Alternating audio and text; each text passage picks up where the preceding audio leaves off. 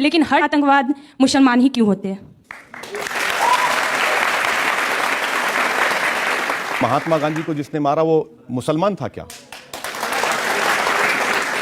इंदिरा गांधी को जिसने मारा वो मुसलमान था क्या? बाबरी मस्जिद को जिसने शहीद किया वो मुसलमान था क्या? एक मिनट, दिल्ली की सड़कों पर जो सिखों को गर्दनें काटी गई क्या वो मुसलमान थे? गुजरात के गली कूचों में जिन लोगों को मारा गया और जिनको बेघर किया गया क्या वो मुसलमान थे? मेरी बहन, मैं आपसे गुजारिश कर रहा हूं कि आप ऐसा मत सोचिए। सुनिए मेरी बात सुनिए।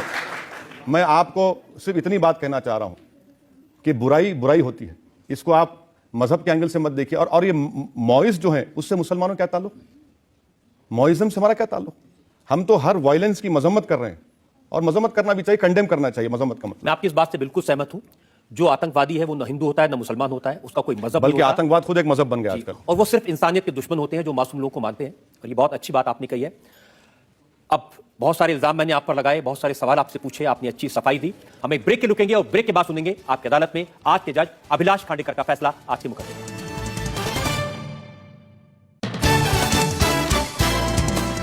Welcome back. आपकी अदालत में आज ने मुकदमा चलाया असदुद्दीन ओवैसी पर। उनसे पूछा उनकी हेट स्पीचेस के बारे में, उनसे हमने पूछा उनकी सियासत के बारे में, उनसे पूछा हिंदू और मुसलमान में डिवाइड पैदा करने के इल्जाम के बारे में। अब वक्त है आपकी अदालत में आज के जज अभिलाष खांडेकर का फैसला।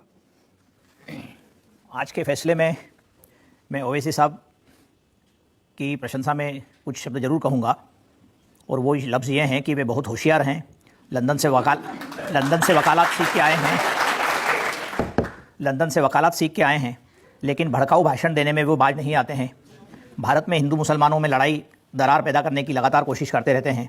भारत की संसद के वे सदस्य हैं, लेकिन अपनी भाषा को वे काफ़ी बार असंसदीय भाषा की ओर ले जाते हैं, जिससे कई बार समाज में टेंशन पैदा करते हैं। तो ओवैसी साहब ने 4 बड़े महत्वपूर्ण मुद्दे कहे पिछले कुछ सालों के।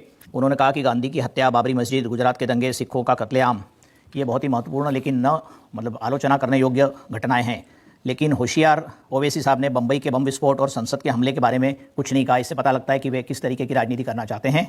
मैं आज अपने जजमेंट में उनको ये बताना चाहता हूँ कि ऐसी भाषा का भविष्य में प्रयोग न करें और सख्त हिदायत के साथ उन्हें बाइज्जत बरी किया जाता है। लेकिन वे ध्यान रखें कि भारत के संविधान में सर्वधर्म समभाव है और यहाँ की नागरिकता भारतीय है और उसी की इज्जत करना हमारा कर्तव्य है। वही ओवैसी साहब का भी कर्तव्य होना चाहिए। आप कुछ कहना चाहते हैं जजमेंट के बारे में ओवैसी साहब? मैं जज साहब ने जो फैसला दिया है, मैं आपके फैसले की इज्जत करता हूं, मगर मैं अपने डिफेंस में इतना ही कहना चाह रहा हूं कि मैंने जिन 4 वाक़यात का जिक्र किया था कि महात्मा गांधी का कत्ल, बाबरी मस्जिद की शहादत, दिल्ली में सिखों का कत्लेआम,